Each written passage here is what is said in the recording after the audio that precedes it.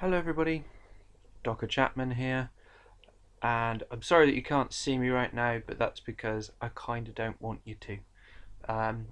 Because it's just past 1 o'clock in the afternoon and I'm sat on the floor in my pyjamas.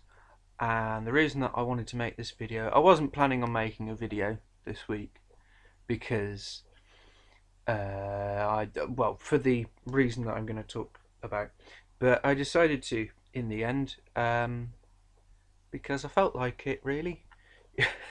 It's strange how you can suddenly change your mind. I wanted to talk about uh, something that's very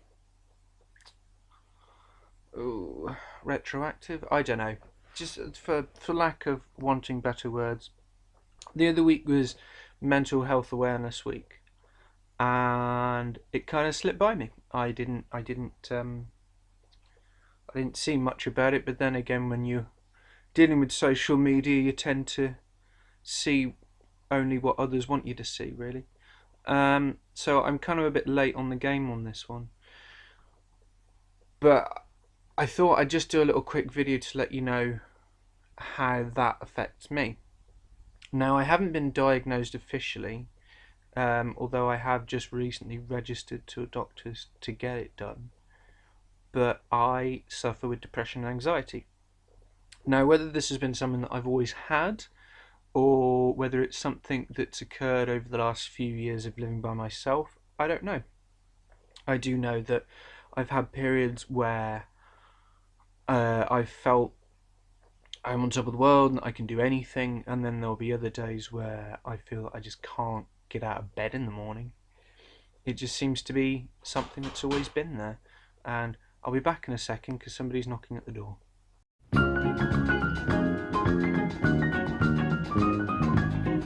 Sorry about that, the postman had some vinyl for me. I didn't know it was vinyl, I thought I'd actually ordered a CD. But it was still cheap, so it doesn't really matter that much. Anyway, back to the topic at hand. Yes, I was talking about the fact that I'm pretty sure I do suffer with depression and anxiety. I think it stems on some part from the fact that I'm on the autistic spectrum, where our moods and, you know, the things that we have on the spectrum things can affect us. We can't really hide our feelings very well. So I don't think I'm alone in that anyway.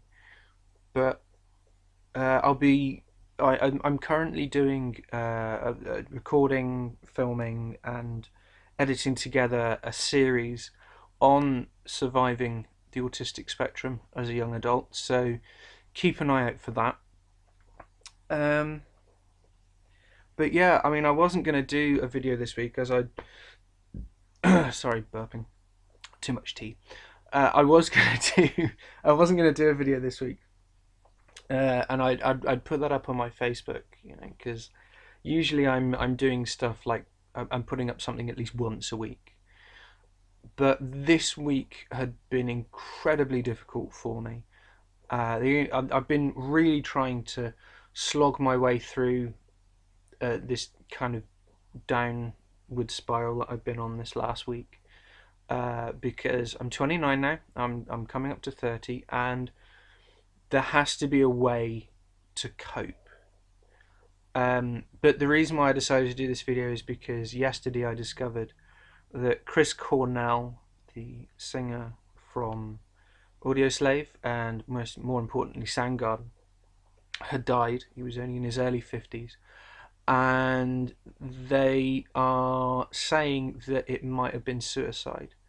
Now, it's been documented. I've done some reading. It has been documented that he has suffered with a few demons in the past, and it just kind of goes to show. I mean, he's not the only one that I've remembered in my lifetime who taken their lives. I mean, Robin Williams for one. You know, Mark Spate, and a few others as well.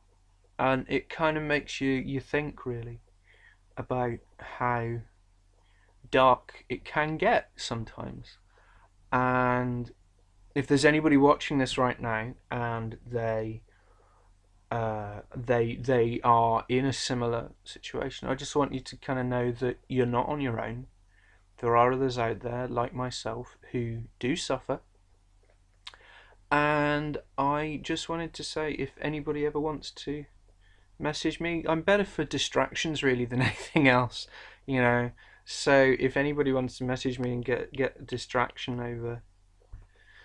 over how they're feeling, because I know how tough it can be. I mean, right now I'm on my way back up now. I've been doing a bit more of a routine. I did some housework yesterday.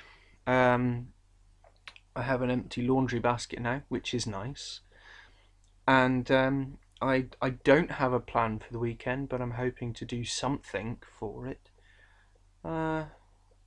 Yeah, I'm sure I can figure something out. I just need to get out of this room, get out of this house, because I'm getting cabin fever, which doesn't help. The first thing that you should always do if you're always in that kind of situation is just get out of the house, even if it's just to go up the road to do some food shopping, because at least then you can say you've done something, you've done one thing. But as for me, I think today I'm going to have a shower, I'm going to have a shave, wash my hair, and see if I can feel human again. And next week, fingers crossed, things will be a bit more on the up and up, because I've got lots of things that I really want to do. I mean, I've got to organise meetups, and for my cosplay group that I help run, I've got I've got what else I've got to do. There's so much that I've got to do. So I've got to take charge of the social media aspect of stuff again. You know, I go through phases where I'll put up loads in the space of a week, and then I'll put up nothing for ages, and that's never good either. The best thing, if you have depression, anxiety, just get a routine. Also, my partner Sarah, she bought me one of those fidget cubes the other week, and flipping heck does it work. They are really quite good. I was trying to figure out how to do the first episode of Surviving the Spectrum the other week, and Sarah was there because she's now helping me film all of my videos, and she just gave me this thing, and I had total writer's block. But the moment that I started playing around with it in my hand, it was just perfect, absolutely perfect.